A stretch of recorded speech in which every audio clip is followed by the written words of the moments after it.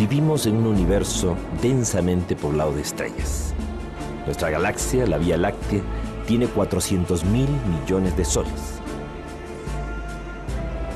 Son por lo menos 100.000 millones de sistemas solares los que habrían aquí, en la Vía Láctea. Y hay cientos de miles de millones de galaxias como la nuestra. La Tierra es menos que un granito de arena en una inmensa playa. Y no es la única playa. ¿Por qué solamente habría vida aquí en la Tierra? MC Castepol presenta. Hola amigos, soy Sixto Paz Wells. Nací el 12 de diciembre de 1955 en Lima, Perú. Mi padre investigaba los ovnis antes de que yo naciera. Nací en un ambiente favorable al tema. Mi padre desde pequeños, a mis hermanos y a mí, nos enseñó a pensar, no a creer que esto fuera posible. Que en un universo tan grande, lo raro no es de que pueda haber vida fuera de la Tierra. Lo raro sería de que no lo hubiese. Él había creado un instituto de investigación de los ovnis junto con amigos suyos de la Fuerza Aérea. En 1973, mi padre fue invitado a dar una conferencia en una agrupación yoga. Yo fui acompañándolo, tenía 17 años en aquel entonces, y me encontré con un grupo de personas que se dedicaban a temas espirituales sin hacer de eso una religión. Me gustó tanto el ambiente que me quedé a hacer prácticas de respiración, relajación, concentración y meditación, Hatha Yoga y Mantra Yoga Meditación.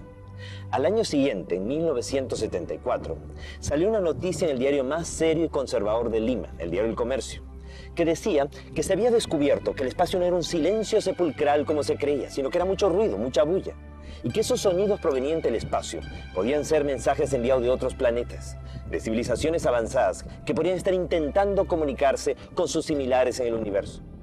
La noticia fue tan interesante que mi padre invitó a un médico del Hospital de Policía de Lima, miembro de la Sociedad Teosófica, alto grado de la masonería, el doctor Víctor Ñáñez Aguirre, para que disertara sobre el tema de la telepatía, la transmisión de pensamiento a distancia. Planteaba este médico que de existir seres en otros planetas, podrían no solamente estar llegando a la Tierra con sus naves espaciales, sino que mentalmente, de forma telepática, o astralmente hasta en sueños, podrían estar intentando comunicarse con la humanidad. La noticia fue tan interesante que de regreso a la casa, le conté a mi madre y a mi hermana de lo que se había hablado e intentamos, como jugando, recibir un mensaje. Mi madre, mi hermana y yo nos sentamos en torno a una mesa, pusimos unas hojas de papel y un lápiz y acordamos que al primero que le viniera a la mente una idea que considerara que no fuera suya, la iba a anotar en el papel y después íbamos a ir concatenando las ideas buscando un probable mensaje. Hicimos prácticas de meditación y de pronto, al cabo de unos 15 minutos de una meditación muy profunda, vino en mí un deseo irrefrenable de escribir. Una ansiedad tal que me llevó a abrir los ojos, estaba totalmente consciente, no estaba en estado de trance alguno. Y de pronto comencé a escribir a gran velocidad. Sentía en mi mente como que me hablaban al oído, como que me decían, sala de hogar buena para hacer la comunicación. Me llamo Oxal, soy de Morlen, ustedes le llaman Ganímedes, una de las lunas de Júpiter. Podemos tener contacto con ustedes, pronto nos verán. Naturalmente yo no creí que esto fuera real, pensé que era producto de mi imaginación. Sin embargo, mi madre y mi hermana me dijeron que habían recibido lo mismo, solo que no lo habían escrito. Yo lo había redactado simultáneamente en la medida en que lo iba recibiendo mentalmente. Era una psicografía, el fenómeno de escritura automática. Al día siguiente, con un grupo de amigos, repetimos el experimento y pedimos una prueba. Fuimos el 7 de febrero de 1974 al desierto de Chilca, al sur de Lima, donde el mensaje supuestamente nos estaba citando. Estuvimos allí desde el día anterior. No fuera a ser de que viéramos un meteorito, un satélite, un avión y nos confundiéramos y pensáramos que era el avistamiento anunciado. De pronto, se produjo un extraño resplandor.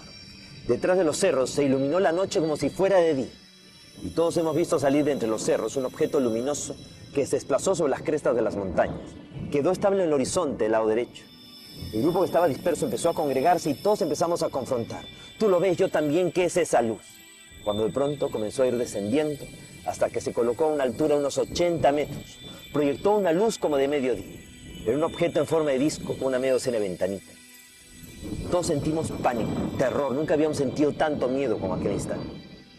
Y todos captamos en nuestra mente como que nos decían que no bajaban en ese momento, porque nosotros no podíamos contener nuestras emociones, de que habría un tiempo y un lugar. Meses más tarde la nave aterrizó en el desierto y lo vimos físicamente. seres de aspecto antropomorfo, humanoides, similares a nosotros. La comunicación inicialmente fue de tipo telepático. Si todo hubiese quedado allí, no hubiera tenido la menor trascendencia. Lo interesante es que un periodista español, Juan José Benítez, mundialmente conocido en la actualidad por la serie de los libros del caballo de Troya, cuando solamente era un corresponsal más de la agencia EFE, fue enviado al Perú a cubrir la insólita noticia de este grupo de adolescentes que afirmábamos tener contacto con extraterrestres. Él nos acompañó al desierto de Chilca y él, a la hora exacta del día de la cita, según nuestros mensajes, pudo ver aparecer en el cielo, para él, 2 ovnis, objetos voladores no identificados. Para nosotros eran BETs, vehículos extraterrestres dirigidos, demostrándoles que esto es una realidad y que sí es posible establecer un contacto, una comunicación con estos seres. De regreso a España, escribió su primer libro, OVNIS SOS a la Humanidad, de Editorial Plaza y Janés. Y eso hizo de que la experiencia de nuestro contacto fuera conocida a nivel mundial. Con los años, el contacto fue cada vez más fluido y permitió recibir de estos seres la información que vamos a compartir con ustedes. La información del plan cósmico, de la cosmogonía extraterrestre, de los orígenes de la humanidad. Una historia que demostraría de que el ser humano es el resultado de más de un experimento genético extraterrestre. Que a lo largo de nuestra historia, aquí ha habido más de una hibridación y mestizaje. Naufragios estelares, colonizaje y hasta deportación de extraterrestres a nuestro mundo. Y que si no tomamos en cuenta el eslabón extraterrestre, la historia de la humanidad no tiene ni pies ni cabeza.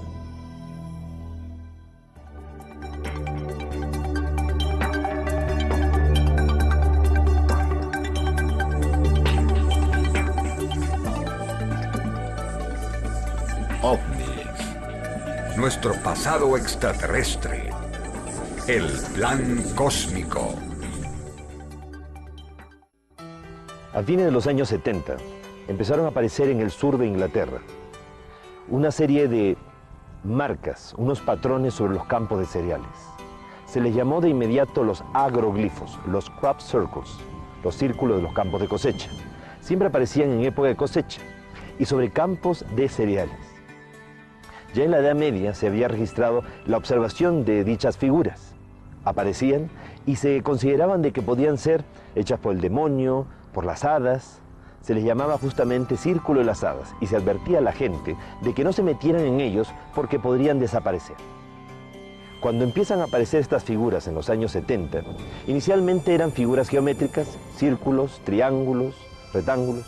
Inicialmente, cuando solamente eran círculos, se pensó que podían ser un fenómeno de geomagnetismo o algún tipo de remolino de viento, de pequeño tornado. Pero cuando ya las figuras se fueron tornando más complejas, estéticamente más bellas y más grandes, ya realmente hubo un interés, una preocupación por investigarlas. Y más aún cuando se dieron cuenta que las espigas no estaban más que dobladas. O sea, no estaban rotas, no era el fraude de una persona que las había pisado o algo demasiado violento, sino algo tan sutil que simplemente las había doblado y había una extraña como mutación en los cristales de los granos de las espigas, lo cual demostraba que había habido una fuerza magnética, una energía que había plasmado las figuras. Era un mensaje del cielo aquí en la tierra. Logró videograbarse el momento mismo, en 1996, en Oliver Castle, que unas esferas luminosas comienzan a revolotear sobre los campos de cosecha e imprimen en fracciones de segundo este tipo de figuras. El 17 de agosto del año 2001, nuevamente al lado del radiotelescopio Shilbolton, aparecen un juego de 2 figuras. Inicialmente un rostro gigantesco tridimensional. A nivel del suelo no hay nada que nos haga pensar que ahí hay un rostro. Simplemente son montoncitos de trigo amontonados. Pero ese rostro no nos es desconocido. Es el mismo rostro de Sidonia en Marte. Aquel rostro que fue descubierto en una montaña sobre la superficie de Marte. ¿Y qué es la otra figura? Una figura rectangular que termina siendo la respuesta a un mensaje que fue enviado de la Tierra el 16 de noviembre de 1974. En aquella ocasión, Frank Drake, el amigo de Carl Sagan, utilizando el gran radiotelescopio de Arecibo en Puerto Rico, envió una onda de radio al cosmos, al espacio, a la M13, a la gran nebulosa de Hércules, a 24.000 años luz de distancia, con la esperanza de que si alguna vez alguna civilización inteligente la captara, nos respondiera. Las ondas de radio viajan a la velocidad de la luz, casi 300.000 kilómetros por segundo. Esa onda de radio se demoraría 24.000 años en ir, y si nos respondían, la respuesta llegaría después de 48.000 años. ¿Quién estaría para recibir la respuesta? Sin embargo, la respuesta llegó no después de tanto tiempo, sino después de 27 años. Y no a través de ondas de radio, sino a través de una impronta, una impresión sobre los campos de cereales. La figura se puede ver claramente que estos seres conocen los mismos elementos de la comunicación aquí en la Tierra. En este caso, el lenguaje universal de los números, las matemáticas. También los mismos compuestos para la vida. En cuanto al código genético, hay variaciones. Del lado paterno está mutado o variado, lo cual demuestra que sería una suerte de seres transgénicos. O nosotros somos la variación para ellos. La estatura promedio de estos seres, por lo menos los que aparecen en este diseño, 1,20 m, pequeños con cabeza grande, como muchos de los seres que han sido observados en diversas partes de nuestro mundo. En cuanto a su ubicación en su sistema solar, a partir de su Sol estarían ocupando el tercero, cuarto y hasta las lunas de su quinto planeta. Pero si nos fijamos bien, tiene 9 planetas en torno a su Sol. Demasiada coincidencia con nuestro sistema solar. ¿O es que no nos están respondiendo de fuera del sistema solar, sino desde dentro de nuestro propio sistema? Y ellos tendrían bases en la Tierra, en Marte y en las lunas de Júpiter. En cuanto a la fuente de emisión del mensaje, no es un radiotelescopio, obviamente. Eso sería una forma muy primitiva de comunicación para ellos. La forma es, en este caso, los mismos círculos concéntricos y tangenciales que aparecieron un año antes, el año 2000, en el mismo lugar. Y lo que representarían que estos seres, para comunicarse con nosotros y responder, viajaron a través del tiempo y del espacio, a través de pliegues cósmicos, a través de puertas interdimensionales, ya que ellos dominan el espacio-tiempo. Y el que muchas de las figuras que están apareciendo en el sur de Inglaterra y en más de 25 países estén relacionados con los últimos descubrimientos de la ciencia, muestra de que hay un seguimiento, hay una supervisión por parte de ellos. Hay una inquietud de que el ser humano recuerde mucho de una información que ya se encontraría en nuestra propia genética, ya que si nosotros fuimos sembrados en este planeta, pues simplemente lo que nos toca es recordar.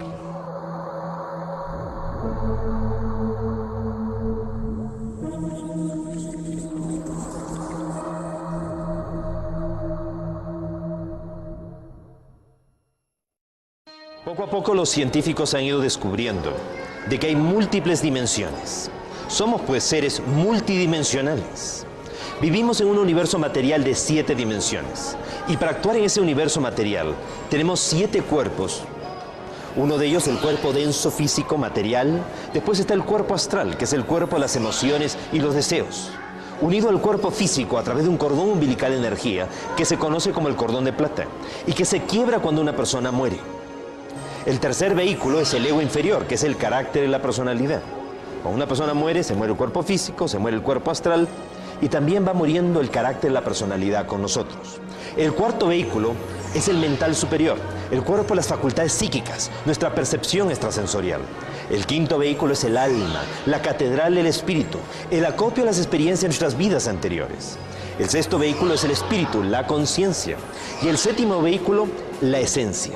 7 cuerpos para actuar en las 7 dimensiones de este universo material. Más allá de la séptima dimensión, como en la música, en una octava superior, habría un universo paralelo a este, que no sería material, sino mental.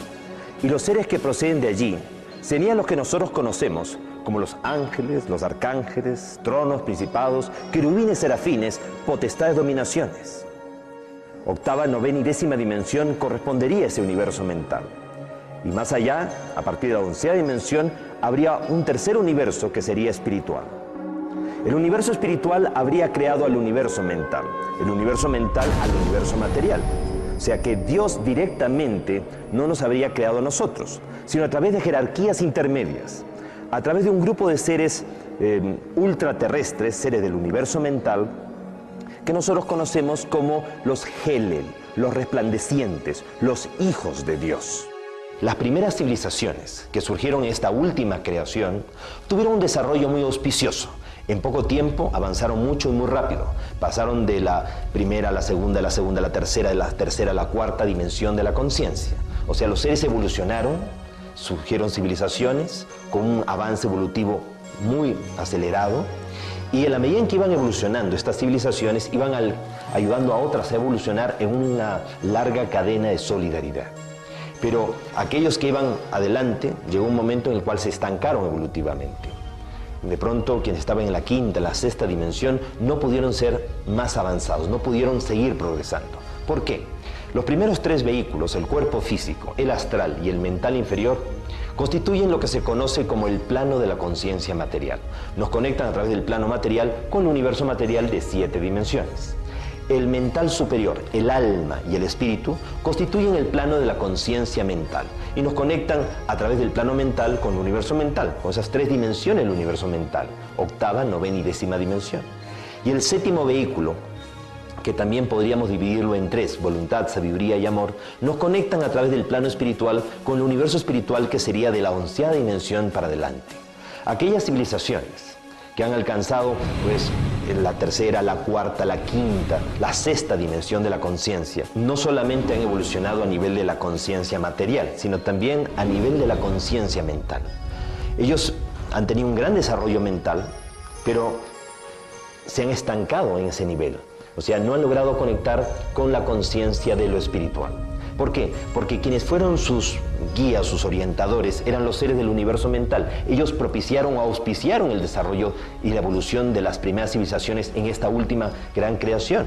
Entonces, si la pauta, el punto de referencia, la enseñanza tenía limitaciones, esas limitaciones se vieron también manifiestas en el desarrollo evolutivo de las civilizaciones. Se estancaron evolutivamente. Entonces se habría producido, según lo que los extraterrestres relatan en las experiencias de contacto, un concilio cósmico en el cual los seres ultraterrestres, los seres del universo mental, los Hele, los padres creadores, dialogaron para tratar de entender cuál había sido el error que se había cometido en esta última creación. Y Lucifer, Luzbel o Luz, una entidad muy elevada del universo mental, pues habría sugerido que el error cometido era haber facilitado mucho el proceso de la evolución. El no haber creado las condiciones de pronto para que una fuerza de oposición lo suficientemente grande, pues exigiera el máximo esfuerzo, el mayor mérito a estas civilizaciones que fueran surgiendo. Entonces él sugería introducir en el universo material entidades disociadoras, seres del universo mental que actuaran como demonios, entre comillas, que dificultaran al máximo el proceso evolutivo. Eso restauraría la dinámica interrumpida. Pero Luz, Lucifer o Luzbel, esta entidad, consideraba de que había que trabajar sobre aquellas civilizaciones sobre las cuales ellos habían orientado, dirigido, sobre las que ellos habían actuado directamente. Aquellas civilizaciones que estaban en la quinta o la sexta dimensión de la conciencia, que le faltaba poco para alcanzar esa séptima dimensión, esa conexión con el universo origen. Sin embargo, los demás seres ultraterrestres no estaban de acuerdo. Era como cambiar las reglas de juego. Es como que tengamos nosotros a un hijo en una escuela militar internado con una disciplina rígida y faltándole un año para graduarse, lo sacamos de esa escuela, lo ponemos en un colegio mixto, que no es internado, que no tiene disciplina rígida, y es muy probable que naufrague. Entonces no se pueden cambiar las reglas de juego sobre lo que ya está avanzado. Entonces sugirieron estas otras entidades más bien trabajar sobre civilizaciones nuevas, sobre civilizaciones que recién se estaban iniciando. Pero también hubo voces en contra, sugiriendo de que no era justo pues, variar las reglas de juego sobre esas civilizaciones. Así que hubo otra alternativa, la de trabajar sobre civilizaciones que nunca hubieran existido, sobre planetas que nunca hubieran surgido. Uno de esos planetas que sería seleccionado fue la Tierra. ¿Por qué? Porque según los extraterrestres, hace 1200 millones de años, la Tierra murió producto de impactos de lluvia meteórica que extinguieron la vida en el planeta Tierra. Entonces, nuestro mundo, al ser un planeta sin futuro, un planeta muerto, permitiría realmente llevar a cabo este experimento. Y así como la Tierra, otros 7 planetas más. Un grupo de civilizaciones extraterrestres recibió la autorización de parte de jerarquías cósmicas, de seres de otras dimensiones, como para viajar a través del tiempo y del espacio y llegar a la Tierra antes de que la Tierra muriera e impedir de que muriera, creándole con ello un tiempo alternativo paradójico. Imaginémonos por un instante que el tiempo del universo es como una espiral ascendente. En una de las curvas de la espiral, la Tierra murió, pero el universo continuó. Entonces un grupo de civilizaciones que puede viajar a través del tiempo y del espacio, a través de pliegues cósmicos, de puertas interdimensionales, llega a la Tierra antes de que la Tierra muera e impide de que muera. Ellos se encargaron de transformar esos mares ácidos en mares alcalinos, sembraron esporas en nuestro mundo, aceleraron el proceso de la vida, con la intención de que nuestro planeta algún momento llegara a albergar una civilización con un potencial psíquico y espiritual, capaz de lograr niveles de evolución que ni siquiera ellos han alcanzado. Una civilización que fuera capaz de reconectar, de establecer el puente de comunicación con el universo origen, con el universo espiritual. Una civilización que terminara convirtiéndose en maestro de sus propios maestros. El que se diera esta oportunidad a civilizaciones nuevas no fue algo que contentara o que dejara muy tranquilo a esta entidad Lujo Lucifer, que desde el primer momento trató de boicotear, sabotear, impedir que el proyecto se llevara a cabo, porque no era como él había sugerido. Vamos a encontrarnos entonces que la primera civilización que se llega a establecer en el planeta es de origen extraterrestre. Seres de la constelación del Cisne aterrizaron en nuestro planeta cuando solamente era un gran continente, Pangea, en donde correspondería a la Antártida. Y a esta primera civilización se le llamó Antártica.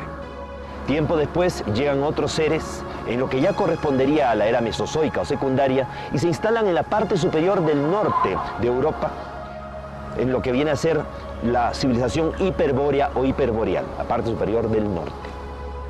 Estos seres coexisten con un mundo inestable, violento, que está dominado por los dinosaurios, y va todo siguiendo un proceso de supervisión continua, constante, un seguimiento, manipulaciones de tipo genético por parte de estos seres. Sin embargo, hace 65 millones de años, sin que ellos pudieran evitarlo, se produjo lluvia meteórica, un terrible desastre, una catástrofe cósmica que llevó a que un asteroide de casi 10 kilómetros de diámetro llegara a impactar a nuestro planeta, dejando un cráter de 250 kilómetros de diámetro en las costas de Mérida, en el Yucatán. Y produjo realmente una onda expansiva tan violenta que precipitó la extinción de una buena parte de los dinosaurios. Si no, estos habrían evolucionado hacia una forma inteligente de vida y serían hoy los que dominarían con su inteligencia nuestro planeta. Nuestro planeta quedó tan fuertemente afectado por el impacto. La vida, podríamos decir, como que casi se extinguió en nuestro mundo. Por lo cual la Tierra fue el primer planeta de los 8 seleccionados que fue descartado. Habían sido pues seleccionados 8 planetas, 2 por galaxia, de un grupo de galaxias que giran en torno a la M31, la gran nebulosa de Andrómeda, que se encuentra a 2 millones de años luz de distancia de nosotros. Entonces, eran 2 planetas por galaxia, 4 galaxias de ese conjunto, ese grupo local. Al descartarse la Tierra, concentraron su atención en los otros 7 planetas. Pero con el tiempo, de los otros 7 planetas, 3 se destruyeron totalmente. No quedó de ellos ni polvo.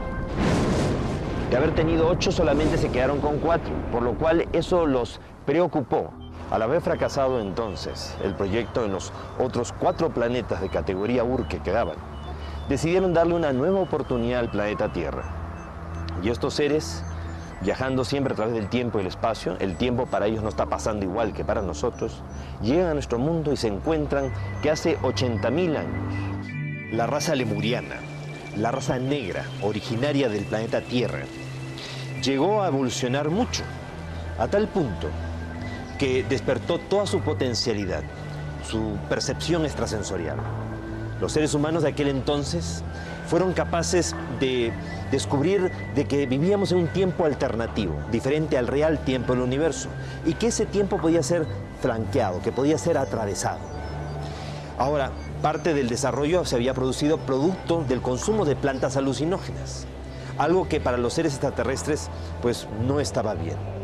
Cuando los extraterrestres que se habían dedicado a los otros 4 planetas estaban pendientes del proceso evolutivo, se enteraron de que la humanidad de la Tierra estaba evolucionando, estaba avanzando, pero lo había hecho bajo un proceso que no era el que ellos consideraban el más adecuado, decidieron venir aquí. Y hace unos 30.000 a 35.000 años de los nuestros, se produjo un terrible retroceso. Estos seres habrían contribuido, los extraterrestres, a un olvido colectivo de la humanidad. Es algo que se menciona en el libro de la Biblia, en el capítulo 11 del Génesis, cuando se refiere de la Torre Babel. Hubo una época de la historia de la humanidad en que los seres humanos hablábamos un solo idioma, o sea, teníamos desarrollado la telepatía, la percepción extrasensorial, y habíamos sido capaces de construir una escalera al cielo, o sea, una conexión con lo superior, con esas otras realidades. Dice la Biblia que los Elohim tuvieron temor de que al ser humano no les resultara nada imposible, así que ellos decidieron intervenir para hacernos olvidar. Y se produjo hace 30.000 a 35.000 años atrás un terrible retroceso en el ser humano, un olvido generalizado en el cual ellos podrían retomar el proceso evolutivo, pero ya con la propia supervisión, ya con el control de ellos. Fue así como hace 25.000 años de los nuestros, dos grandes civilizaciones, los seres de Orión y los seres de las Pléyades, fueron enviados por este Consejo Galáctico para intervenir en nuestro planeta en calidad de guardianes y vigilantes. Unos eran los seres de Orión y otros los seres de las Pléyades. No todos los Oriones tenían apariencia antropomorfa, humanoide. Habían unos con aspecto reptiloide. Precisamente el jefe de los Oriones se llamaba Satanel, Satán o Satanás, un extraterrestre, que no hay que confundirlo para nada con Lucifero Luzbel, que sería un ultraterrestre. Con los siglos, la arqueología ha ido confundiendo tanto las cosas que a veces se utiliza el mismo nombre de un ángel de luz para denominar a uno de oscuridad y viceversa. Por ejemplo, se utiliza la palabra Ha-Satán, el adversario, para denominar a Lucifero Luzbel, o serían dos entidades totalmente diferentes. Fue así entonces que llegan estos guardianes y vigilantes. La idea era hacer un seguimiento del proceso de la evolución de la humanidad. Se había producido un terrible retroceso, como mencionamos. Esto precisamente se hace referencia en el capítulo 11 del Génesis, cuando dice que los Elohim vieron de que los seres humanos hablábamos un solo idioma, que habíamos sido capaces de construir una escalera al cielo y que ya nada nos sería imposible. Esa escalera naturalmente no era tanto un zigurato, una torre o pirámide, sino más bien una conexión de tipo psíquico, espiritual. Entonces decidieron venir y confundir las lenguas, nos hicieron olvidar. Ese olvido sería el terrible retroceso que nosotros pues ya registramos en esta historia del plan cósmico. Entonces la responsabilidad de los guardianes y vigilantes recayó sobre la persona de este Satanel, que también era un leal seguidor de las enseñanzas o de las directrices de Lucifero Luzbel. En un determinado momento, Satanel consideró que si el proyecto había fracasado en los otros 7 planetas, y aquí los experimentadores desde un inicio habían perdido el control sobre el experimento, y como podíamos poner en peligro el orden cósmico, el orden establecido, mejor era cancelar el proyecto y terminarlo, que no continuara aquí en nuestro mundo. No todos los guardianes y vigilantes estuvieron de acuerdo con esta postura, y unos se mantuvieron fieles al plan cósmico y otros en contra. En aquel entonces se produce una especie de tensión, de crisis entre los guardianes. Inicialmente fue a nivel teórica, pero posteriormente pasó a ser una verdadera guerra de galaxias, cuyos ecos todavía resuenan en el universo. La Biblia nos habla de la guerra de los hijos de la luz contra los hijos de la oscuridad, la guerra de los ángeles. El Mahabharata, el Ramayana, nos habla de verdaderas guerras de galaxias, teniendo como escenario neutral de sus batallas nuestro mundo. Al final, los líderes de la disidencia fueron sometidos y fueron enviados a la Tierra en calidad de deportados. No querían venir a ayudarnos por las buenas, los enviaron por las malas. Si bien no todos los Oriones participaron de la disidencia, muchos se mantuvieron fieles al plan cósmico, se les reemplazó por seres de Sirio, de Gran Mayor, quienes junto con los pleiadianos quedaron en calidad de guardianes y vigilantes. Los Oriones que se mantuvieron fieles se les llevó a las lunas de Júpiter y quedaron allí en colonias mineras en un estado de observación de nuestro planeta, con miras a que algún día ellos pudieran actuar como instructores planetarios y resarcir a la humanidad por el daño que nos habían ocasionado sus congéneres o reivindicarse ellos como civilización. Estos seres que fueron deportados aquí a la Tierra tendrían que haber cambiado de actitud. Sin embargo, no fue así. Desde un primer momento, declarar una guerra a muerte a la humanidad, tratar de impedir de que se cumpliera el plan cósmico, de que la humanidad llegara a ese nivel de evolución que ellos no querían o temían que pudiera lograr realmente el ser humano. Entonces se constituyen como un gobierno secreto mundial tenebroso, negativo, las fuerzas satánicas, y empezaron a conspirar terriblemente contra la humanidad. Acostumbrados a vivir miles de años fuera de nuestro mundo, envejecieron prematuramente y murieron. y quedaron atrapados en una cuarta dimensión aquí en el planeta. Ellos influenciaron psíquicamente sobre muchos seres humanos, personas débiles de carácter, débiles de voluntad a lo largo de la historia, vinculando a esas personas a la política, a la religión, a la economía, a los mandos militares, a la moda, a la música, para a través de ellos sembrar el caos mundial, llevar el mundo hacia la autodestrucción. Fueron estos seres de este gobierno tenebroso, negativo, los que habrían también influenciado de alguna manera sobre los pleiadianos, como para que cometieran la grave transgresión de tener relaciones sexuales con seres humanos de la Tierra. Fue Semiasaz, el jefe de los 200 pleiadianos, que habrían tenido contacto sexual con los seres humanos de la Tierra. Es lo que se menciona en el libro del Génesis capítulo 6 cuando dice: cuando los hombres comenzaron a poblar la tierra, engendraron hijas. Y viendo los hijos de Dios, los ángeles del cielo, que las hijas de los hombres eran hermosas ante sus ojos, tomaron de entre ellas cuantas quisieron y procrearon de estas los antiguos héroes de antaño. Fueron así pues estos 200 extraterrestres los que habrían tenido contacto sexual y se habrían producido híbridos, mestizos, que fueron reunidos en un grupo de 10 islas, la mayor de ellas, la isla de Undal, en el Océano Atlántico. Allí establecieron su capital en Poseidonis o Poseidópolis, tal como lo menciona Platón en sus diálogos, el Critias y el Timeo, y también en la República. Fue tal el conocimiento y la tecnología recibida de parte de los padres extraterrestres hacia los atlantes, que eso le permitió a ellos desarrollar grandes laboratorios de experimentación. Ellos manipularon los cerebros y la genética de delfines y ballenas, lo que habría contribuido al avance de estos seres. También le permitió a los atlantes viajar más allá de nuestro planeta, viajar hacia las estrellas. Ellos habían tenido la intención de establecer colonias en Maldek, Tyr, Mayona, un planeta que existiría entre Marte y Júpiter, y utilizarían Marte como trampolín para poder llegar allí. Como esto iba a permitir que los atlantes se alejaran del proceso evolutivo de nuestro planeta y no lo afectaran, pues también se les colaboró, se les permitió. Por eso encontramos en Marte un rostro gigantesco, descubierto en 1976 por las sondas Vikingo 1 y Vikingo 2, en la zona de Sidonia.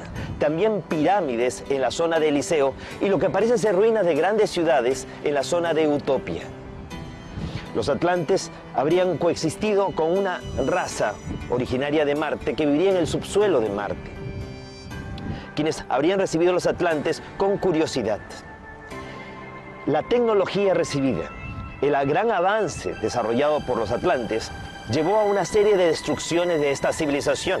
Es más, ellos atrajeron a un asteroide de órbita errática, llamado en aquel entonces Marduk, que habría impactado contra Tyr, Mayona o Maldek, y la lluvia meteórica generada habría impactado y destruido las colonias que se habían establecido en Marte. Toda esa lluvia meteórica habría alcanzado la Tierra, primero impactando contra la Luna.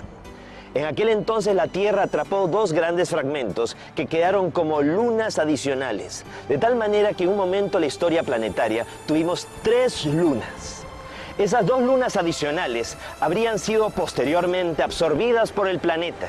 Una de ellas impactó en el Océano Pacífico, dejando como huella de impacto la fosa de las Filipinas de 11 kilómetros de profundidad. Tiempo más tarde, la otra luna también cae e impacta en el Océano Atlántico, en el Caribe, dejando como huella de impacto la fosa de Puerto Rico de 9 kilómetros de profundidad y creando una zona de aberración magnética donde las líneas de fuerza que van de polo a polo de nuestro mundo tienden a enrollarse y se forman remolinos, vórtices de fuerzas electromagnéticas que colapsan el espacio-tiempo y abren puertas hacia otras dimensiones.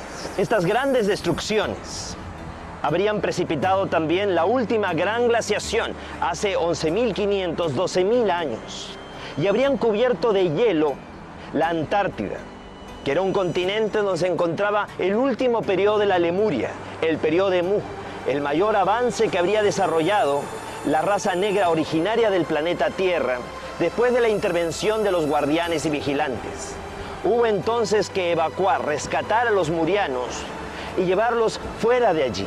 Se les llevó hacia Mesoamérica, hacia México, y por eso es que surge la civilización olmeca.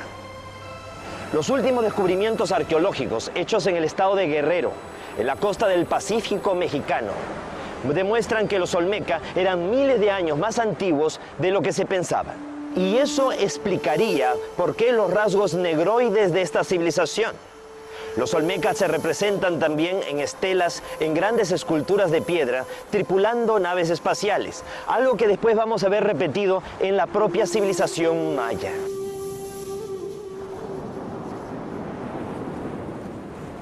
Para contrarrestar el efecto nefasto de toda esta influencia negativa, fueron enviados aquí a la Tierra 32 seres extraterrestres de 32 civilizaciones diferentes, que aterrizaron en el desierto del Gobi, en la Mongolia, y fundaron la mítica Shambhala, la capital del reino de Agartha, el mundo intraterrestre. Y habrían establecido una red de túneles y galerías, grandes depósitos, archivos del conocimiento, de la historia perdida de la humanidad, con miras a que algún día los hombres de buena voluntad pudiéramos acceder a dicho conocimiento y pudiéramos despertar conciencia, recordar cuál es esa misión dentro del plan cósmico que se nos ha asignado. Aprender a amar y enseñar a otros a amar, pero el amor en su exaltación suprema, en su esencia. Después del desastre que supuso la destrucción de la Atlántida y el último periodo de la Lemuria, los extraterrestres, los guardianes y vigilantes, decidieron acelerar el proceso de la humanidad. Y fue así que concentraron sus esfuerzos en Mesopotamia. Surge el proyecto Sumerio. Sumer o Sumeria se traduce como el país de las naves espaciales. Y es que allí se construyen las primeras pirámides, los Zigurat o Zikurratu, que no eran solamente torres de observación astronómica o meros templos, eran torres de descenso y ascenso de naves espaciales, tal como hoy se puede traducir de las tablillas de arcilla en escritura ideográfica, simbólica y cuneiforme que han llegado hasta nuestros días. En la época de la Sumeria, surgen pequeñas ciudades-estado, en donde los extraterrestres deciden trabajar sobre colectivos amplios de personas, dándoles una instrucción y un conocimiento, pero sin alentar dependencias. La civilización sumeria va logrando un gran desarrollo, y los propios sumerios eligen a los patesi o los ensi, representantes del pueblo, para que mantengan la comunicación fluida con los An, con los dioses del cielo, que no todo el tiempo estaban aquí, sino que venían de vez en cuando. Y cada vez que venían, pues había ese intercambio de información y conocimiento. Pero en aquel entonces, la cuarentena planetaria que ejercían los guardianes y vigilantes no era tan rígida, lo cual permitió que no solamente los An, los dioses con D minúscula del cielo, extraterrestres con buenas intenciones dentro del plan cósmico, vinieran aquí, sino también llegaran los Anunnaki, los hijos del príncipe, seres de aspecto también reptiloide vinculados a Satanel y a las fuerzas satánicas. Y de vez en cuando actuaran en nuestro mundo de una forma como muy negativa, tratando de enfrentar a los sumerios entre sí. Se produjeron grandes guerras entre las ciudades sumerias y fueron alentando el desarrollo muy violento de otros pueblos como los acadios, quienes terminaron extinguiendo o destruyendo a los sumerios. Al fracasar el proyecto sumerio de trabajar sobre un colectivo amplio de personas, porque al final de todas maneras se crearon dependencias, vivían muy pendientes del retorno de los An. Decidieron entonces los extraterrestres, los guardianes y vigilantes y los instructores planetarios trabajar sobre una élite de individuos. Se escogieron así a los sacerdotes egipcios, herederos del conocimiento atlante, sobrevivientes de la Atlántida, llegaron a Egipto, y también del conocimiento extraterrestre, ya que habían colonias extraterrestres en la zona de Egipto. Sobrevivientes de Sumeria también se afincan, y con toda esa suma de conocimiento e información va a surgir la gran civilización egipcia. Cuando todavía el resto de la humanidad se debatía en el Neolítico, aparece la gran civilización egipcia. La ciencia nos enseña que todas las grandes realizaciones de una civilización nunca se consiguen ni al principio ni al final, sino en el momento de mayor esplendor, de mayor desarrollo. El mayor desarrollo, extensión y expansión de Egipto fue entre la 18, 19 y 20 dinastía del Imperio Nuevo. Sin embargo, en aquella época no hay nada que se asemeje a las pirámides, que son de la tercera y cuarta dinastía. Sobre todo las pirámides de Keops, Kefren y Miserinos, las más famosas, son de la cuarta dinastía, del Imperio Antiguo, de la época más antigua de Egipto, lo cual resulta realmente imposible. Eso muestra claramente la conexión en la antigüedad que hubo con estos seres del cielo y con los remanentes atlantes. Los sacerdotes egipcios, al haber recibido un conocimiento superior, tenían que habérselo retransmitido al pueblo, compartiéndolo de una forma que lo pudieran digerir, que lo pudieran sobrellevar. Sin embargo, con el tiempo los sacerdotes, en vez de compartir el conocimiento, se lo guardaron para ellos solos, se retroalimentaban de él. Y cuando ellos a su vez tenían que iniciar a otros, no compartían todo lo que sabían, sino una parte del conocimiento. Quizás porque consideraban que no eran dignos o porque no querían que les quitaran el puesto de trabajo. El asunto es que el conocimiento se fue diluyendo. Llegó un momento en el cual se fue perdiendo. Y Egipto cayó realmente en la influencia de estas fuerzas tenebrosas, oscuras, negativas, que lo que buscan es que la humanidad no sepa, no recuerde. Entonces, al fracasar el proyecto de trabajar sobre un colectivo amplio o sobre una élite de individuos, se decide trabajar sobre un individuo y programar su genética. Es así como la suerte recae sobre la persona de Abraham. Abraham, un psíquico nato, fácilmente entraba en comunicación telepática con estos seres. Y además era un hombre tan inteligente, con un criterio tan amplio, que aceptó en esa época en que había 1001 templos a 1001 dioses, la idea de un solo Dios, conceptos, como digo, muy, muy avanzados. Entonces, la idea fue programar la descendencia de Abraham. Y se puede ver claramente a través de la historia sagrada, pues las continuas intervenciones genéticas o intervenciones y manipulaciones de estos seres. Abraham no podía tener hijos en Sara. Sin embargo, con la ayuda de los de arriba, llegó a tener a Isaac. Isaac se casa con Rebeca, pero Rebeca tampoco podía tener hijos. Sin embargo, con la ayuda, concibió a Esaú y Jacob. Jacob se casa con Lía, su prima, y luego con Raquel, a la que realmente amaba, pero ella también era estéril. Con la ayuda de los de lo alto, con la ayuda de estos seres de otros mundos, llegó a concebir a José, el de los sueños premonitorios y precognitorios, el del don de profecía, el que interpretó los sueños del faraón. Sansón, hijo de padres estériles. Samuel, lo mismo. María la Virgen, hija de Joaquín y Ana, no podían tener hijos. Sin embargo, con la intervención del cielo, nace María, creando las condiciones de pronto para que en su momento llegara Jesús, que no era un extraterrestre, sino un terrestre extra, que es diferente. En el Nuevo Testamento está la historia de Jesús. Jesús habría sido una persona, un ser humano de la Tierra, que a través de múltiples encarnaciones en este planeta, alcanzó un alto nivel de evolución. Ya no necesitaba reencarnar. Sin embargo, por amor a la humanidad, aceptó volver. Y durante 30 años de su vida, Jesús se preparó para que durante los 3 años de vida pública, en él se produjera una simbiosis cósmica, una transmigración, por la cual un ser de la categoría de los hijos de Dios, un Helel, un resplandeciente, uno de los padres creadores, Micael o Miguel, se fusionara con él, coexistiera durante esos 3 años y lo acompañara en la realización de su gran misión. ¿Y en qué consistía esa gran misión? Precisamente enseñarle a la humanidad de que el amor es la fuerza más poderosa del universo, capaz de vencerlo todo, de transformarlo todo, incluso vencer la muerte, y entendiendo el amor como el respeto, la comprensión, la tolerancia y el perdón entre los seres humanos. Llegará un día, según el Apocalipsis, en que la humanidad accederá a un conocimiento que durante mucho tiempo le estuvo oculto. El día que la humanidad accede a ese conocimiento, las fuerzas de la oscuridad quedarán sometidas a la humanidad por 1000 años. Al cabo de esos 1000 años, que empezarían a partir del 22 de diciembre del año 2012, empezaría el verdadero milenio, y al final de ese milenio se esperaría que la humanidad se ponga del lado de las fuerzas de la luz en una última gran batalla, la batalla de Armagedón. Pero ¿qué pasaría, digo yo, si el día que la humanidad sepa que hemos sido víctimas de una conjura cósmica, en que fuerzas extraterrestres y ultraterrestres, nuestros padres creadores y aún hasta nuestros hermanos mayores han conspirado contra la humanidad?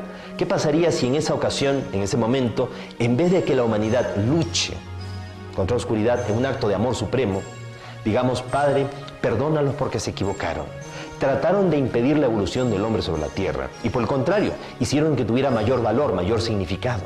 Fue tal la presión sobre el carbón, o sea, la humanidad, que al final la calidad del diamante fue excelente. Y se sellaría en ese momento una redención cósmica desde la Tierra hacia el cosmos. ¿Qué es lo que se espera que ocurra en los próximos años? Se espera que la humanidad acceda a un conocimiento que estuvo oculto, que salga a la luz mucha información que ha sido ocultada por parte de los gobiernos y las religiones. Y ese salir de la oscuridad hacia la luz, ese despertar, va a ser tan violento que mucha gente no lo va a poder resistir. Así que en los próximos meses, en los próximos años, se va a accesar a mucha información. Entre las cosas que la humanidad va a descubrir, va a ser de que estamos en un tiempo alternativo, paradójico, que no estamos en el tiempo real y que nos estamos acercando a una reconexión, a una sincronización de los tiempos. En los próximos meses, en los próximos años, vamos a ver un aceleramiento de todo el potencial psíquico, en sueños y conscientemente. También en los próximos meses, en los próximos años, se van a registrar cambios, grandes transformaciones en el planeta Tierra, a nivel ecológico, a nivel climático, catástrofes naturales de gran envergadura. ¿Por qué? Porque la Tierra está acercándose a un gran parto planetario, una gran transformación. Los mayas sabiamente supieron anticipar todo esto. Ellos consideraron de que a partir del año 2003, cada año simbólicamente iba a ser como un mes de gestación previo a un gran parto planetario. De ese gran parto que se espera que deba ocurrir de aquí al 22 de diciembre del año 2012, cuando se produzca este giro del tiempo. Ahora, la humanidad estará en capacidad realmente de cumplir esa gran responsabilidad, esa gran misión que se le ha asignado. ¿Seremos capaces realmente en su momento de un perdón cósmico? Si antes no somos capaces de vivir en tolerancia y de perdonarnos y aceptarnos a nosotros mismos tal como somos y aceptar a nuestra familia, a los demás tal como son.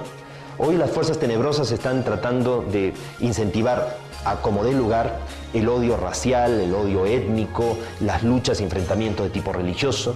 Entonces estamos en el mejor momento de la historia de la humanidad como para que demostremos un verdadero nivel de espiritualidad, procurando la unidad en la diversidad.